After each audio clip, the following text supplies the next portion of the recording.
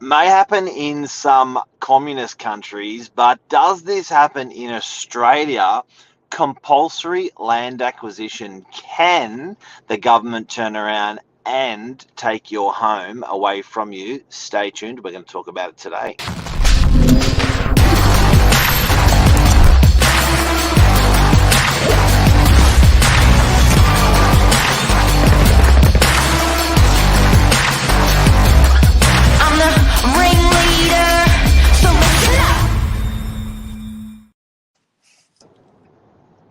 Good morning, Mark.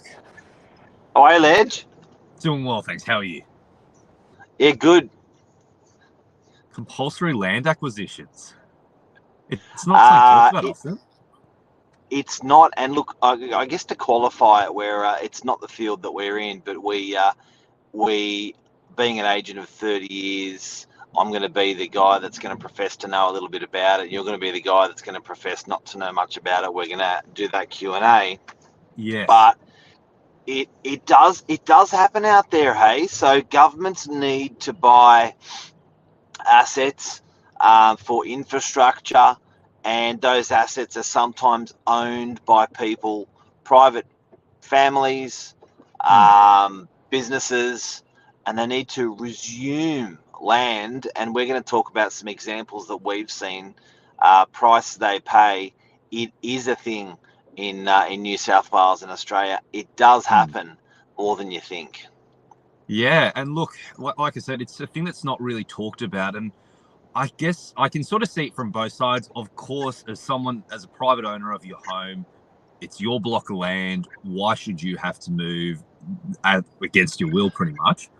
So I completely understand why someone might want to be staying there when they don't want to move. And then I completely can see on the side of the government, in terms of, I guess, for the greater good, when it's not just one individual, but it's affecting thousands, millions of individuals potentially, where something needs to be upgraded, which is the benefit to the many. It's the one versus the many. And you know what? It's a bit of potluck, guys. You may think that these people are unlucky or lucky. I guess the interpretation is different for everyone, but some people are chasing these acquisitions and understanding where they are, because they are huge infrastructure upgrades generally that will require these sorts of acquisitions. That's when you see it or hear about it more, when they're scaled. Yes. And then those areas benefit from those acquisitions. So an example of one, Beeline Bus. Beeline Bus. So along where all those Beeline bus stops were there, now I'm stretching my memory with it, were there certain stops where there was private housing there beforehand that got moved on? Yeah. So with those guys there, what would have been the process? Would the government have come knocking on their door and given them a certain time frame with everything? Or how would the whole process have worked with that? You get a letter in the post. Not fun. They don't come with a bag of cash, or with dancing Brazilian ladies. They generally it's generally in the post, though. You'll get something and it'll say, due to the blah blah blah blah blah. I've actually never seen one. I've heard clients refer to them, but you'll get that, and they'll be saying, look, it's got to be done. So the Beeline Bus, to give you an idea, was a $300 million upgrade, and part of that infrastructure was pulling buses away and off the road, so the road, when they stop, so the road can flow freely. And for that reason, the roads were built, the houses were built, the front fences were done, and they looked at this area from a map and from the ground and from every aspect, and thought, you know what, this is the lowest hanging fruit. That's the one we've got to go for. And they went around and bought some homes. Yeah. Interesting. And so what time frame would they have given to these guys? Like, is this something that would have been introduced to the owners of these houses years ago? Would have been months in advance? What sort of rough timeframes are we talking about? Look, the acquisition process it's not something that happens quickly, and it's a very diplomatic process. Good morning, Mindy. Thank you for your support, Luke. Good morning, legend, and good morning, Mark Kent. Well, this is obviously something that a conveyancing solicitor would advise before acquiring a property in a zone for potential. Yep. Sometimes you'll never know, Mark. So sometimes some of these people have been in these areas for such a long time, and they just won't get wind of that acquisition that's going to get made. So that, for instance, that Beeline bus, and for people that don't know that are not on the Northern Beaches, it's a rapid transport system where they said, we're going to take a conventional bus and we're going to make it super, super fast. And we're going to paint it yellow. And the way we're going to make it real fast is we're going to make it only stop in a couple of locations, and we're going to let it pull in, pull out real fast. We're going to time lights. We're going to time bays. We're going to buy a whole bunch of properties for it, so they can pull in, pull out easy. On that 20 kilometre run. So you sort of wouldn't have known that, or your conveyancer sort of, sometimes can pick it, sometimes can't pick it. That one you wouldn't be able to pick like a Beeline bus. Yeah, well, that's the thing. I think it'd be much more obvious in some areas. Like if you're in a major hub or like you're on a main road there, you always think, am I more likely to be earmarked for it versus in the back of the suburbs? And I just think sometimes you just have absolutely no clue as well as people that have obviously lived in their homes for many, many years. A more recent purchase, you're more likely to know it coming into it. But someone that's been there for a long time, how are you to know when it's 20 years in advance? Yeah, look, I think the metro that's going in all around Sydney, the tunnels that are going in all around Sydney, these guys, a lot of these tunnel systems have breathers. Yeah. And these breathers are massive. They can be the size of a building, and they come straight from the core of the tunnel, and they go straight up. You could get it again. You'd like to hope they could move the tunnel around and so they can get the breathers in the right place, but it's quite the opposite. Yeah. So the tunnel's where it's going, where it's going, and then you'll get a letter saying we need your land. And then up goes that breather. So I'm actually on the Beeline run in a couple of minutes. I'll go live for you from a Beeline location just to show you how they chop away and acquire land. Interesting. Yeah. And the burning question, I'm sure, would be on a lot of people's minds: what price do they pay? So if they're saying, okay, we're going to be taking your land, and you think your property's worth X, how much will they pay? Are they going to pay at market value, below market value, above market value, or is it luck of the draw? They say it's not below market. They say it's not above market. They say it's market. I had a client that was part of the Beeline acquisition that had a development site, undeveloped, with a DA. And they insisted that that profit that was going to be made had to be paid because they were like, we've unlocked the potential in the property by getting this DA. You are going to pay for the potential. Didn't happen. Yeah, so that's a really tough one. So for someone that's just got a standard residential house, it's probably a bit easier. You look at comparable sales around in the area, you can come to a pretty accurate idea of roughly what it's worth. But for a site that hasn't had its potential realised yet, that's a lot of, obviously, if they went through with it, I'm sure they would have realised that potential, made that profit. But from a government perspective, to actually have that as money in the bank to say, yeah, okay, we'll pay you on that, that's a really tough one. It's a real tough one. An example, again, we had a movie cinema in Neutral Bay, Mossman, where they simply couldn't pull the traffic away. And I'm going to see if I can show it to you from the sky. They couldn't pull the traffic away from the road, so they had to delete the movie cinema, which was a real bummer for the locals. Let me show you how they sliced away at this piece of land. Hey, by the way, if you ever use Apple Maps, very good. Apple Maps? Very, very good. Very Google good. Maps used to be the preferred one. Oh, no. The Apple Maps, here we are, guys and girls. Okay, okay, here we are. This is actually, I'm actually sitting in front of it. I'm gonna try to show you. But I'm gonna. So this is they've actually turned it to a development site. Yep. So it used to be a huge cinema. But see that Yes. red lane, and the lane beyond and beyond that.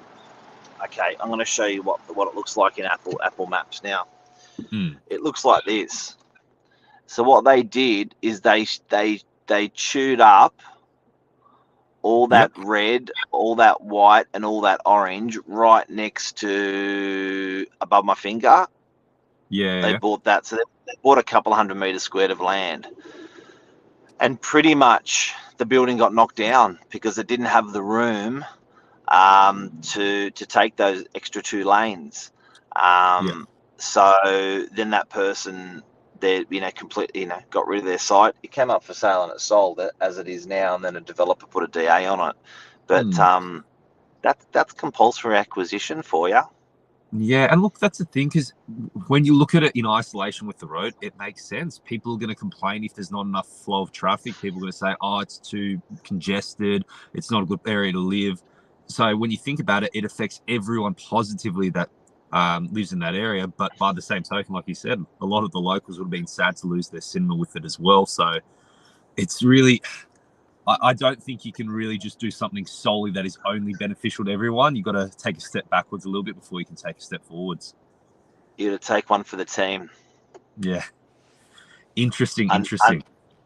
Unfortunately, so it is out there, guys and girls. Keep an eye out. Is there a way, as Mark Kentwell mentioned, there's make sure your conveyance is doing their relevant searches to see if there's any major infrastructure surrounding where you're buying to keep yourself protected against it. But sometimes you just can't stop the flow, and compulsory acquisition will happen. Steve Wiseman's also asked a question. Mark, it's a negotiation process and the property valuer may be able to assist. Interesting. There you go. So I think at the time, look, from what I've seen from clients, it is definitely a process. It is definitely a fair process. It's a just process. It's a diplomatic process, but it still hurts some people. I don't see, most often than not, I don't see people cheering after their property's been compulsory acquired. They're normally sort of a bit sheepish about it. Well, it's tough because when a developer approaches you and says, hey, I want your house for a site, you as the owner feel like, I hold all the cards. I have the strength. I can negotiate a good, strong price. Right. When the government comes knocking on your door and says it, you go, yeah, they're being polite about it, but once it all washes away, do I really have much of a say in it? And I think there's a bit of a different sentiment there. And make no mistake, a developer can't force it. A government can force it. They have the right. They have the right to air above. They have the right to minerals. They have the right to a lot of the. You don't own everything when you own a block of land. Interesting. Or a house. Yeah. Very good. Hopefully that's been a bit helpful for you guys in terms of, literally outside of today, I don't think it's something that's discussed very often whatsoever. So it's good to air it so people know. It's a bit taboo, but it's around everyone, guys. So it happened in French's Forest, where there was a $180 million road upgrade in French's Forest. Outside of the hospital, there was compulsory acquisition on the roads. On Warringah Road, there was compulsory acquisition. On the B line, there was compulsory acquisition. On the new tunnel, they have to compulsory acquire 55 homes, and they've compulsory acquired 35 homes for the new tunnel going into the northern beaches. And the next one, which people don't really know about, is really, really interesting. And it came up in the Brookvale meeting today. Good morning, Lise. Great to see you this morning, Lise. Been a long time. And Nicole, how are you? Government is literally. It's true. No, I can't use big words like that, but it is true. Carte blanche. The next one that we're going to see roll out on the northern beaches, if the government funding comes across from state government, is one of the most heated intersections in Sydney, is the Warringah Road and Pittwater Road and Harbour Road intersection. And they are seeking government funding to do, instead of doing the road doing this, like, you know, cars going this way, cars going this way, they're going to get it to do this. They're going to get like an overpass over it. Underpass, overpasses, and that, make no mistake, will require compulsory acquisition, and some of those beautiful elevated row shops and properties will not be elevated anymore, or could be above, could be below road decks. And then there's going to be, you know, you'll find that there'll be I think they call them portals. When you disappear under the highway, portals will go down, and it's going to be interesting. Compulsory acquisition. So that's probably the next hot little area around there. Yeah, once again, you can see from both sides. As a traffic goer, it sounds brilliant. Like, everyone who drives that way knows how shocking the traffic can be at that intersection.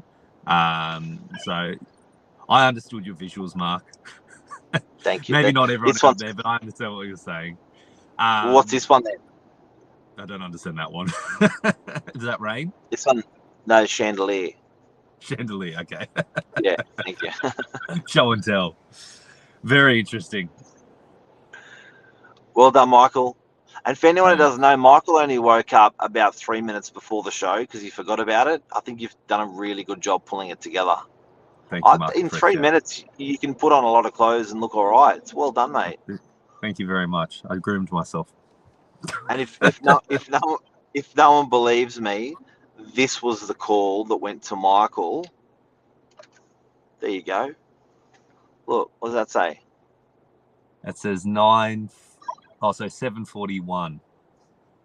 7:41. I called Michael, and he was asleep. Unfortunately, some other people can empathise with me. Last night I was up till 2 a.m. with some leaks in the house, and I accidentally slept in this morning. And 7:46 he called and said, "I'm ready." So it took you 5 minutes to be... 5 minutes to be this. Wow. Well done. Well done. It's like a movie star. Yeah. It's showtime. The show goes on. Lee says, God help you when you have a child. But guys, that's compulsory acquisition. Share this with a friend if you're talking about it. That's what helps us. So circulate it out there when you're having a chat about it. Have a great day. And Michael, thank you for coming on. I know it's hard work to juggle stuff. So thank you, see you guys. next Wednesday. Thanks, see you Mark. guys. Cheers.